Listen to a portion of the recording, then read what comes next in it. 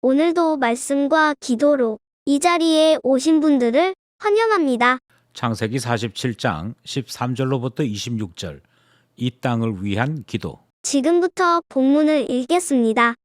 기근이 더욱 심하여 사방에 먹을 것이 없고 애굽 땅과 가나안 땅이 기근으로 황폐하니 요셉이 곡식을 팔아 애굽 땅과 가나안 땅에 있는 돈을 모두 거두어 들이고 그 돈을 바로의 궁으로 가져가니 애굽 땅과 가나안 땅에 돈이 떨어진지라. 애굽 백성이 다 요셉에게 와서 이르되 돈이 떨어졌사오니 우리에게 먹을 거리를 주소서. 어찌 주 앞에서 죽으리이까. 요셉이 이르되 너희는 가축을 내라. 돈이 떨어졌은즉 내가 너희의 가축과 바꾸어 주리라. 그들이 그들의 가축을 요셉에게 끌고 오는지라. 요셉이 그 말과 양떼와 소떼와 나귀를 받고 그들에게 먹을 것을 주되 곧 그 모든 가축과 바꾸어서 그해 동안에 먹을 것을 그들에게 주니라. 그 해가 다 가고 새해가 되매 무리가 요셉에게 와서 그에게 말하되 우리가 주께 숨기지 아니하나이다. 우리의 돈이 다하였고 우리의 가축대가 주께로 돌아갔사오니 주께 낼 것이 아무것도 남지 아니하고 우리의 몸과 토지뿐이라. 우리가 어찌 우리의 토지와 함께 주의 목전에 죽으리이까. 우리 몸과 우리 토지를 먹을 것을 주고 사소서. 우리가 토지와 함께 바로의 종이 되리니 우리에게 종자를 주시면 우리가 살고 죽지 아니하며 토지도 황폐하게 되지 아니하리이다. 그러므로 요셉이 애굽의 모든 토지를 다 사서 바로에게 바치니 애굽의 모든 사람들이 기근에 시달려 각기 토지를 팔았음이라. 땅이 바로의 소유가 되니라. 요셉이 애굽 땅 이 끝에서 저 끝까지의 백성을 성읍들에 옮겼으나 제사장들의 토지는 사지 아니하였으니 제사장들은 바로에게서 녹을 받음이라. 바로가 주는 녹을 먹음으로 그들이 토지를 팔지 않음이었더라. 요셉이 백성에게 이르되 오늘 내가 바로를 위하여 너희 몸과 너희 토지를 샀노라. 여기 종자가 있으니 너희는 그 땅에 뿌리라. 추수의 5분의 1을 바로에게 상납하고 5분의 4는 너희가 가져서 토지의 종자로도 삼고 너희의 양식으로도 삼고 너희 가족과 어린아이의 양식으로도 삼으라. 그들이 이르되 주께서 우리를 살리셨사오니 우리가 주께 은혜를 입고 바로의 종이 되겠나이다. 요셉이 애굽 토지법을 세우매 그 5분의 1이 바로에게 상납되나 제사장의 토지는 바로의 소유가 되지 아니하여 오늘날까지 이르니라. 본문 전체 이해와 본문 해석입니다. 야곱의 가족들은 요셉의 지혜와 재치로 이집트에서 가장 좋은 땅 고센 땅을 얻습니다. 구체적인 지명은 람셋이지요. 가장 좋은 땅에서 그들이 원하는 소와 양을 치는 목축업자로 생활을 하게 됩니다. 이것은 이집트 안에 생활하면서도 이스라엘이 정체성을 유지하는 독립된 생활을 하게 되는 계기라 그렇게 말씀을 드렸지요. 그리고 바로는 야곱의 가족들에게 이집트의 온 가축들, 특별히 바로가 소유하고 있는 가축들을 맡길 것까지 약속하면서 이들의 신분까지 보장하는 일이 있었습니다. 그 뒤에 이 야곱의 가족들은 이집트에서 어떻게 생활했을까요? 7년 흉년은 그 뒤로 어떻게 진행되었을까요? 그 소식이 담겨 있는 오늘 본문 말씀 살펴보겠습니다. 첫 번째 문단은 13절로부터 20절입니다. 온 땅이 바로의 것이 되었다. 온 땅에 기근이 임하자 사람들은 양식을 얻기 위해서 제일 먼저 돈을 사용했습니다. 그리고 그들이 가지고 있는 돈으로 양식과 바꾸는 일을 했는데요. 14절 말씀을 보면 그렇게 해서 그들에게 있는 모든 돈이 바로에게로 모여드는 것이 기록되어 있습니다. 돈을 다 사용하고 난 다음에 사람들이 양식이 떨어지게 되니까 요셉에게 질문하지요.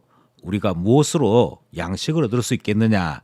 그렇게 질문할 때 요셉은 그들이 가지고 있는 가축을 돈 대신 내라 요구하게 됩니다. 여기서 요셉이 왜 가축을 요구했는지를 우리는 앞의 본문과 연결해서 생각해 볼 필요가 있습니다. 이집트 사람들은 가축을 치는 일을 가증한 일이라 여겨서 좋아하지 않는다 하는 것을 알고 있습니다. 그리고 바로조차도 자신의 가축을 야곱에게 맡겼지요. 그러므로 양식을 위하여 가축을 내게 되면 그 가축들은 소유권자는 아니라 할지라도 야곱의 가족들이 모든 것을 관리하게 되는 그와 같은 절차가 따르게 되어집니다. 이것은 아마도 요셉이 미리 생각했던 바가 아닌가 그렇게 추측하게 되지요.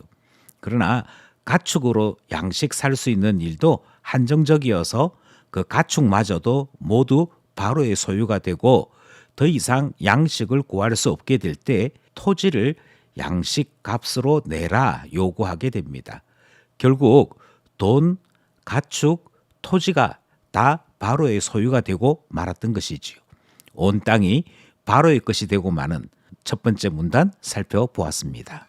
둘째 문단은 21절, 22절 말씀입니다.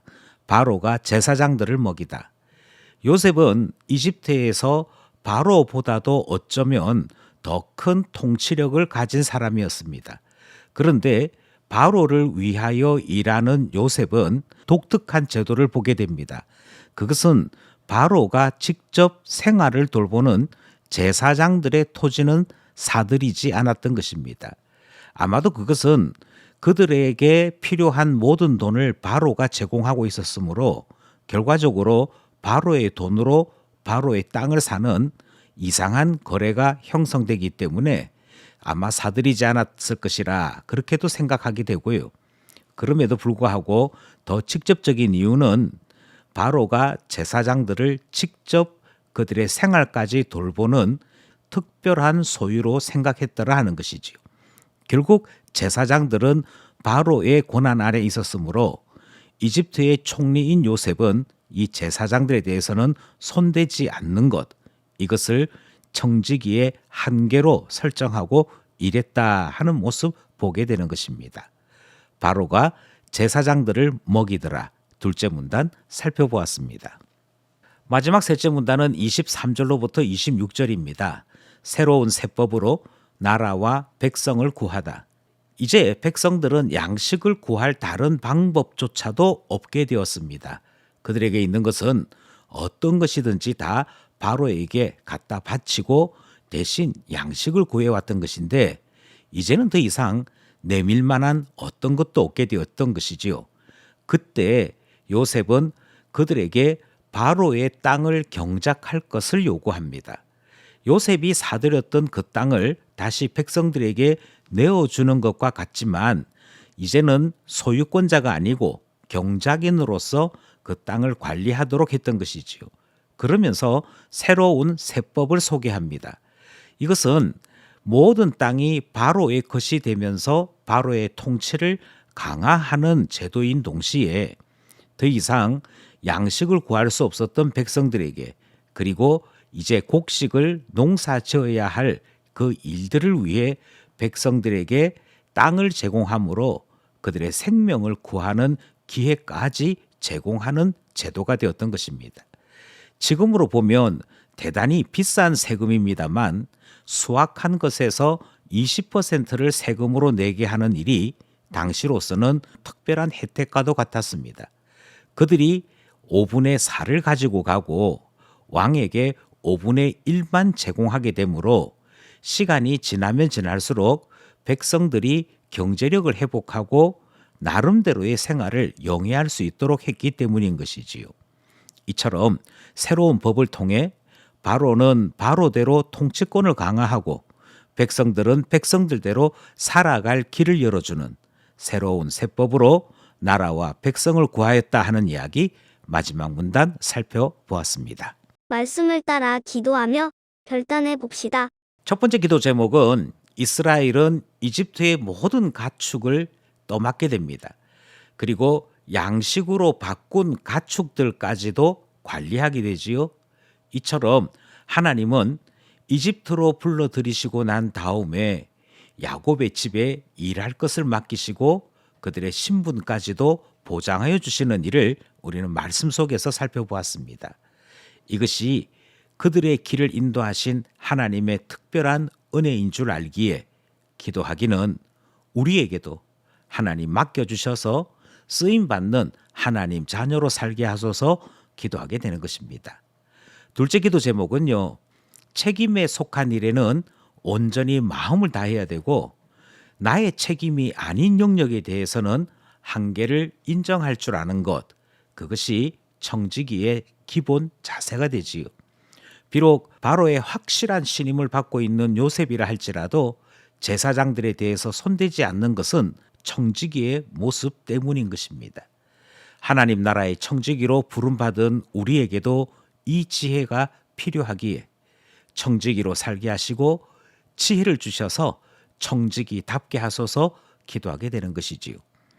마지막으로 하나님께서 우리에게 필요한 모든 것을 공급하여 주셨습니다. 지급도 가지게 되고 소유도 가지게 되며 생활함으로 생명을 유지할 수 있도록 하셨던 것이지요. 돌아보니 이 모든 것이 은혜입니다. 은혜인 줄 알고 맡겨주셨을 때 충성할 수 있는 우리 되게 해달라 기도하게 되는 것이지요. 오늘도 말씀과 기도로 청지기로 살아가는 우리 모두 되기를 소원합니다.